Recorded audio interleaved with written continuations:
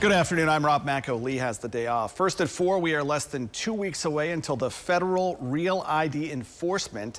That happens on May 7th. Reagan DeTrolio joins us now live at a DMV in Springfield with the rush for some to make the change. Reagan. Rob, if you have a star on the upper right corner of your ID, that means it's a real ID, so it should look just like this one right here. And if you don't have a real ID, you're going to want to get one before lines at DMVs like this one get too long. We wanted to get it before there was a major rush and long lines getting it. Michael Bottoms says he got his real ID about a year ago because he knew lines would get long at the DMV with everyone waiting to make the change. I had to come back like 3 times, so if you do come to get your real ID, make sure you have everything. The Missouri Department of Revenue Director Trish Vincent says only certain documents will be accepted to get a real ID. Your birth certificate, your couple of bills are your voter ID that shows that your residence and where you live. You also, need to make sure that you have your social security number.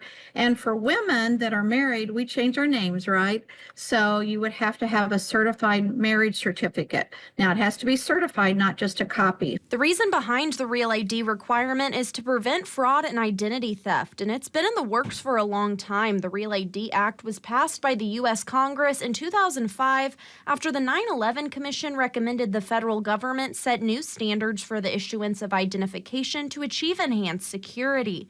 You will need a real ID to board domestic flights and access certain federal facilities. You'll also need it to enter nuclear power plants. If you're planning to fly and don't have a real ID, the Transportation Security Administration, or TSA, wrote in a statement to KY3, after May 7th, passengers who present a state-issued identification that is not real ID compliant and who do not have another acceptable alternative like a passport can expect to face delays, additional screening, and the possibility of not being permitted into the security checkpoint. Keep in mind, the temporary paper license you get at the DMV will not be accepted to board domestic flights. If you want to get your real ID, do it now, because the lines are just going to get longer as it gets closer to the deadline.